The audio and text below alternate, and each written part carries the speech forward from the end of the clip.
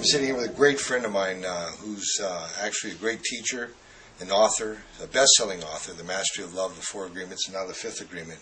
And his name is Don Miguel Ruiz. Don, welcome to the show. Nice to so good to have you.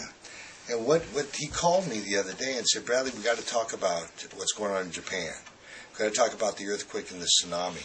And I knew right at that moment that he knew something or has some insight that not many of us have. So what are your ideas about the earthquake and the tsunami? Well, I think this is a big reminder for all of us to have the awareness of something that is a fact, it's not a theory. The planet Earth is a living being, is alive. Right. It's not a theory. And this beautiful planet Earth is made by so many beautiful and wonderful organs. Like the atmosphere is an organ. Just like the heart and the lungs and the exactly. kidneys and the liver. The forest is another organ. Right. The ocean is another organ. I never looked at it that way. And we, humanity, we are another organ of the planet Earth. Wow. Every single species in this planet Earth is an organ. And we all work together for the metabolism of the planet Earth. We are the Earth. We live in the Earth. The Earth is our home.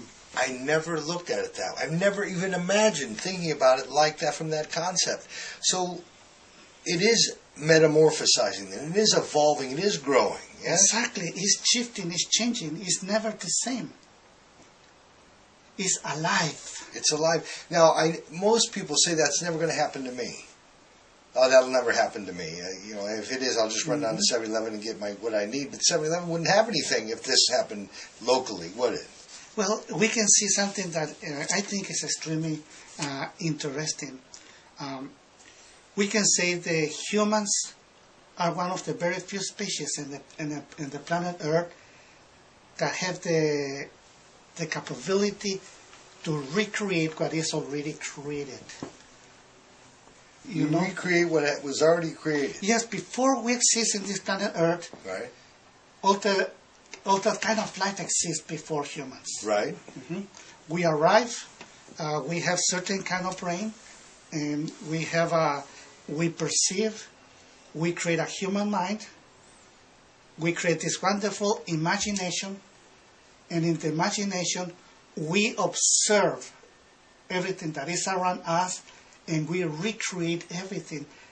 That's why every time that I go to any city around the world, I can see that everything that we create first exists in our imagination, and with the action, we make it come true. So what you're saying is we perceive what it is. Mm-hmm. We recreate it in our head. And then with the action, we create it outside. And we create all the different civilizations that ever exist in this beautiful planet Earth. Now, I know that you are a Toltec teacher. Mm-hmm. You teach the Toltec, right? Well, Toltec means artist. Right. Well, you're an artist, but you teach what they taught, right? Yes. Right. And in doing so, that helped you derive this conclusion that we've just talked about regarding Japan and the earthquake and the tsunamis, the growing, the heartbeat, the metabolism of the planet. Well, we can see the power of nature and all the beauty, even that it created a big catastrophe for all of us. But we humans could create catastrophes same or bigger than those ones. Like the war the last century. It was amazing what we can do with the power that we create, that we take from nature, we change it, we use it, and usually we use it for destruction. And yes, there was all different wars in the last century, but in the other way, as results of that war, science grows so big and so powerful. We use the technology that changed life forever. 1 century before, in the 19th, it was looked like it was accelerated the evolution of human very fast. Right. We reached a train. We got telephone. Right. But in the 20th century, it started kind of slow. Not with this point of view. Right. Not with the 19th century point of view. Right. But the middle of the last century, it got faster. But by the end of the last century, it was extremely fast. Overdrive, right. Yes. Overdrive, right. And the sophisticated this century is incredible. Now, the Mayan calendar ends in 2012. Right? Yes. And I'm associated with some people that have a Dream Shield movement. You know, the gentle flowing into 2012. What is your theory on that? And does this shift, does this earthquake, is this part of that evolutionary process? Well, we can say that is really the planet Earth what is planning the whole thing, if we want to talk about plants. Right. Of course, this is just point of view of human being. Sure. But the planet Earth is extremely intelligent, not just the human. Right. Mm-hmm. Anyway. Well, it's perfect. The planet Earth is perfect. Well, only perfection exists. Yeah, exactly. Anyway, if we can see those events, you know, it's like a wake up for all of us. Because before these events, we can see that we try to split and the separation. Yeah. But events like this pull us together in humanity. Exactly. Right, that's the main point. It's a reminder to let us know that we humans are one. And instead of split, we need to come together and help each other. It's an opportunity for all of us to change our point of view and let go all the selfishness that create what I consider a disease of humanity. A disease of humanity. Yes, I think humanity is being extremely insane for centuries and centuries. Right now, I'm using the point of view of a medical doctor. Because, right. you know, you are a medical doctor. Then as a medical doctor, I can see humanity as a patient who is being sick for a long time. Humanity is a patient who's been sick for a long time. That's huge. You write that one down. And what the symptoms of that disease? Well, is anger, is jealousy, is all that injustice. Anger, jealousy, injustice, all of the human frailties. All the violence that exists. You know, that's the reason why we need jails. That's the reason why we need armies, police, because we need it. They help us. Now, paying attention to the 4 agreements, right? And let's go through those. Being impeccable with your word is one. Number 2 is don't take anything personally. Number 3, don't make assumptions. And number 4, always do your best. Now, in living those or adhering to those, how would that affect our environment? Well, we can say that this is an introduction of how to heal humanity, how to return to common sense, and how to let go all those lies that we learn during the experience of our life. Because we're living the lies, right? We're living the stories, correct? Exactly. All the ones that we, through our perception, have adopted and made our reality, our truth, correct? Then we perceive so many opinions that come from everywhere. We believe all those opinions. We make it ours.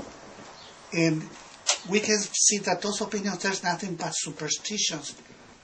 And we defend those superstition is just a belief. Yes, it may not be true, but something that we're convinced of, right? Exactly. And then we want to defend it, and that becomes fanaticism. And we can give even our own life to defend all those ideas without even know what we are doing. Oh, man. So subconsciously, we're defending our own lies and our own stories in our own head. We're unable to perceive reality for what it is now because we throw it through our own filter, right? Yes, because we become our own perception. Right. We can be fanatic for a political party, for a soccer team, for a football team, for a basketball team. Even we can sacrifice ourselves for the cause. Wow. We can create human sacrifice because human sacrifice still exists right now. Human sacrifice in what way, Don? Well, how many you can sacrifice for the love of somebody? Right. Or for the good of something, or for the cause. For the belief, whatever. right. Yes, yeah. We are sacrificing ourselves, and we are humans. Right. Or we sacrifice somebody else in the name of love, in the name of anyone. Where's the 5th agreement come into this? Don't believe yourself, and don't believe anyone else. Okay, well, this 4 agreements is the introduction to get healed. Right. Introduction of this kind of life that I call the kind of life of the artist. Right. The 5th agreement is like the graduation. is like the end when you finally practice all those agreements for all the time that becomes normal for you to follow those agreements. Practice made the master. Right. Then the Practice makes perfect. Yeah. Then in the fifth agreement, you already know without a doubt that just like you, everybody else create their own world. Right. Their own reality. So and we it's should, only truth for them, not for you. we should watch the thought or thoughts as a third party now, as someone who knows exactly what's going on. So we're going to watch and we'll be able to decipher it, right? Yes, and then everybody can come with us with different stories. We don't need to believe them. We listen. We don't need to believe them. Right. We don't say, hey, you are a liar. No, it has nothing to do with that. It's not about judgment or anything. It's about just common sense. It's don't believe me, don't believe yourself, and don't believe anybody else, but learn to listen. Right. Because that is the goal. When you finally learn to listen and you respect your own beliefs, now there's peace in your own mind. Right, but when I theorize that when you uncover, discover, and discard what you think you know, and open yourself up to what can be, your ability to listen at that point and to be inspired intuitively at that point is much greater, is it not? Yes, and you reach peace with your community, peace with your country, peace in the rest of the planet Earth.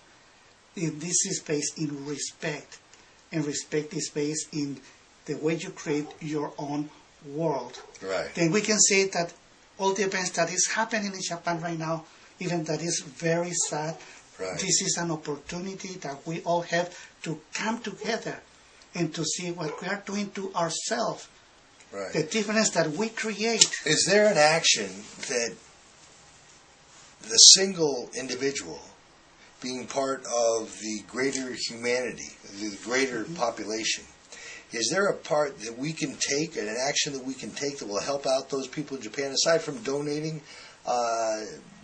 monetary items and material items? Is there something we can do through thought, prayer, meditation, something like that? Well, I have to say yes. The same way that we say, okay, the planet Earth is alive, is a living being, Right. the same thing we can say humanity is alive, is only one. The mass. Yes, Right. humanity is Right. man, woman together. Right. Doesn't matter where we was born, what language we speak, what religion we follow, what is our philosophy or Right. way of thinking. None of that is important.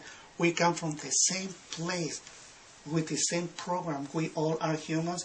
And just like the cells of your physical body, every cell is an individual. Those billions of cells together create your physical Right, body. right. Then every cell you take out still is you. Right. And even that can grow out of you, it is still so is you. good. Every individual cell is you. So you take one out, it's still you. It may be single, it may not look like you, but it is Exactly. you, right? Then humanity. We're all made of one. Yes. Just like they were saying last night in this Dream Shield event I was at. We're all one, correct? Then let's see humanity as a living being. Okay? It's like somebody cut a finger of you. Right. And this is in Japan. Right. The finger is gone. Right. We feel we lose a finger. Right. Or a big part of us is lost there. Right. And what is happening is that put us together. Let's imagine that there's a conflict between the lungs and the heart, the lungs and the intestines, and create war. Right. When the truth is that we are only one. Well, let's talk about the organs creating war. You just had a heart transplant. Yes. 5 months ago, this man had a heart transplant. He's already been exercising daily, yoga daily, magnificent shape he's in. He shut all the doctors right out of the picture. They were so amazed with what he was doing. But you have to take medications now so your body does not conflict, correct? Exactly, because there could be war between the rest of my body and my heart. Right. With the medicine, we create some peace there. Let's see that there's something else, like a cancer. Right. Or something like that. You know, I was trying to get him to talk about his health and what an amazing man he is doing his heart transplant. He's brushed it right under the table, under the carpet. Well, and the same thing happened with humanity. You know, we all are the same living being. Right. Even that There's live in Japan, others living in Australia, wherever. All the We are feelings the and same. all the feelings and emotions are the same. The language may be different, the experiences may be different, but all the feelings and emotions are the We same. all together work for the planet Earth. We are an organ. And Right. we work together with the rest of the organs to have an equilibrium and to create that metabolism. An equilibrium and create the metabolism. We as individuals keep the whole thing going as society, Exactly. right? Then we can see that is a comparison, of course. Let's pretend that humanity is the brain of the planet Earth. Right, That we can dream, that we can think, and we create all those beautiful civilizations. right. But that brain is a little insane right now. A little insane, huh? Mhm. Now, Because we live in so many lives Yeah. and have conflicts in between. okay, how do we decipher the lies? Is that just working the four agreements, staying to the four agreements, working the fifth agreement? Well, this is one of the ways to reach the same Yeah, point of well, it's healing. the avenue we're talking about right now. But we can use another point of view, like a Jesus Christ point of view 2,000 years ago. Right, He gave three keys to heal humanity. Key number one is, you will know the truth, and the truth will set you free. right. The truth is just like a scalpel who opened an infection of the sick body and take the infection out. Well, to taking the infection out is the key number two, forgiveness. The truth hurts because there's emotional poison there. Right, right. And with forgiveness, Shame, we take it shame, out. guilt, Yes. embarrassment, All of that. being humbled, Forgiveness. etc. Yeah, right. Forgiveness. You will forgive not because whatever somebody did to you is unforgivable. No, you will forgive because you don't want to feel those emotions Right. every time that you see the person Right. or you remember what happened. The resentment. Exactly. They say the resentment is the number one offender, by the way. Mhm. Yeah. Then in we people's already lives. have two. The truth and forgiveness. Forgiveness, right? And the third one is to recover is love. Love. Love one another.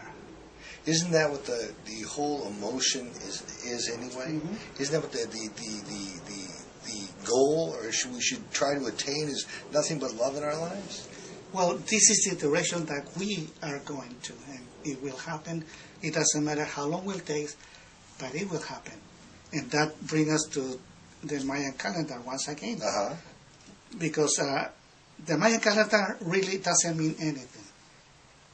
But if we agree in a meaning, and we all together agree with that one, then it will mean something. And my proposal is that the end of the calendar Maya means the end of superstition and the end of fanaticism and the beginning of the truth. If we make this kind of a commitment or this kind of agreement, we can say, and we all return to truth, then we will see an amazing shift in humanity. Now, the human mind only uses, we only use 25% of our conscious mind, correct? Well, Give or take. that's what we can say science or scientific want to say. What You do know, you say? I hear many doctors to say that, humans only use the 5% of the brain capacity. Right. Well, this is a big lie. It's not Okay, true. all right. They only know how the 5% of the brain works. Works, that's it.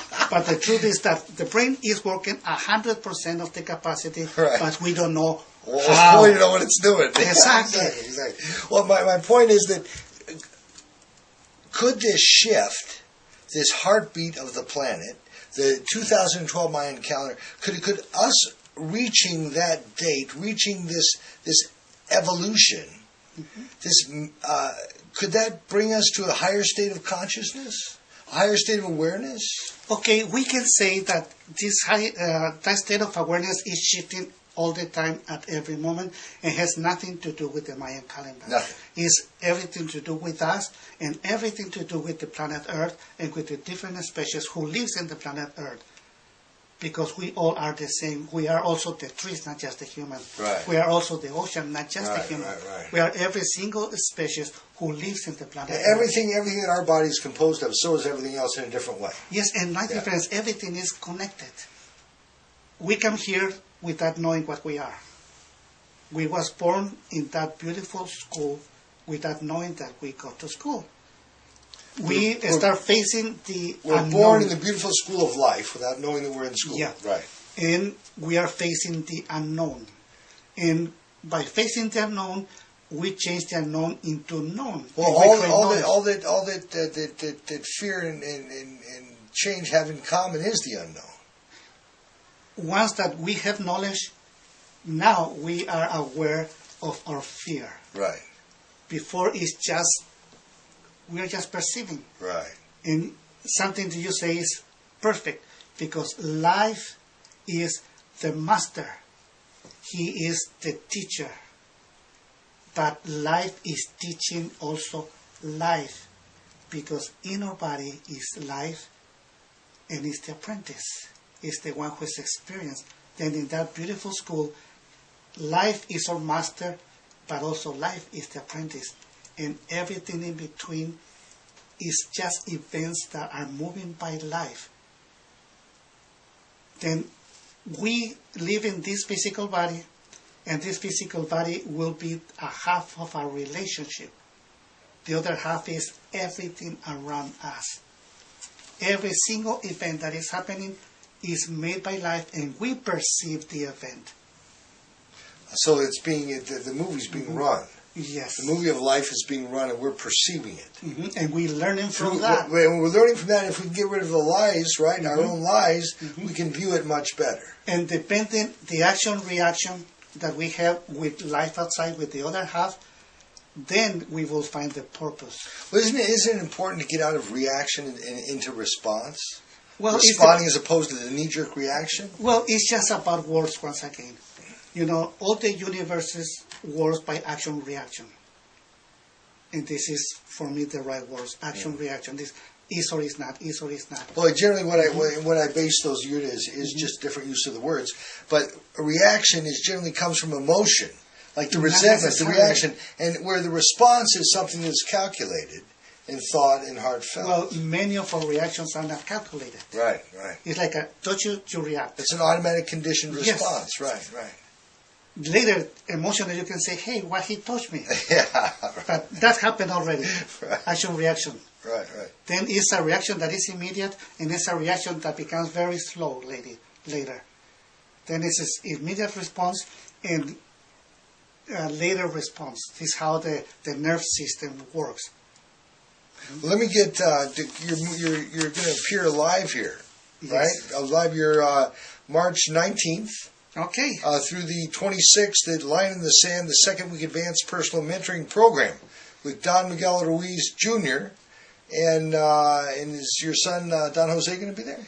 Yes, Don Jose is doing a very interesting event in Teotihuacan. It is time for gratitude. That's the way he called it. And he's so grateful for the response that he had last year in all the places that he gave lectures. And he is only charging $150 for Teotihuacan. Wow. It's something that I didn't see before. That's amazing. And it is just out of his generosity. And he will donate that money to, I don't remember what cause he told me. Right. Mm-hmm. That's wonderful. And there's something going on in Joshua Tree in April. Yes, with Miguel Ruiz Jr. also. Uh-huh. And I will be there the last day. The last day. So you'll be there the 25th. The 25th. Wonderful. That's April 20th through the 25th. And they can go to MiguelRuiz.com, right? Yes. That's www.miguelruiz.com, RUIZ.com. And you're writing a book, right? Yes, I started three days ago. It's already like around 15 pages. Right. And that's the philosophy, right? Yes, it will be. I'm still not sure about the name of the book. Right. I think it will be a psychology book, but I'm not exactly sure. Right. It's amazing. Yes. This is an amazing man. Are there any last ideas or any thoughts or that you'd like to give the people in Japan or give the people here about the people in Japan? Well, I like to tell the people in Japan that, since I was looking what was happening, because I see it live in television, I just feel like that big oppression in my heart, because we are the same, like we are saying, we are only one living being, all of us. And I see that the whole world is shocked at what happened, and later we keep going with our lives and we try to not to see what really happened. But this is a big opportunity for the whole world to really embrace each other, to see what we have been doing all those years, and to see all our selfishness, and that we can change because we can do it. We no longer have to be that selfish. The difference between very wealthy and very poor really make no sense. And I'm not told the very wealthy just to give away what they have. No, don't misunderstand that. We cannot give what we don't have. Then if we are wealthy, it's because we create that, but we can also give and give the opportunity to the ones who didn't have that opportunity, and in that way, we create that the economy starts shifting and have a better balance. It's not about to give them the fish. It's about to teach them how to fish, that they can get better and better depending the rhythm of life that they have. And for everybody to accept what they have, to really enjoy what they have, because it's not about the possession what makes us happy. It's how we interact with our life what makes us happy. How we interact with ourselves and with the people that we love. Then there's nothing to envy to anyone. It's not about to envy the ones who have a lot or the ones who are very happy. No. And by the way, to be very wealthy don't make us happy either. What really makes us happy is what is the gift or generosity. I can say that love is have an equilibrium between great gratitude and generosity. And we only can give what we have. Then when we are so happy and we're grateful because what we receive, we can give and share and see the result. But if they don't have the gratitude for what they receive, they close the doors. How can we give them if they don't receive? It's not to blame anybody, to accuse anybody, to judge anybody. No, there's nothing to do with that. It's nothing personal.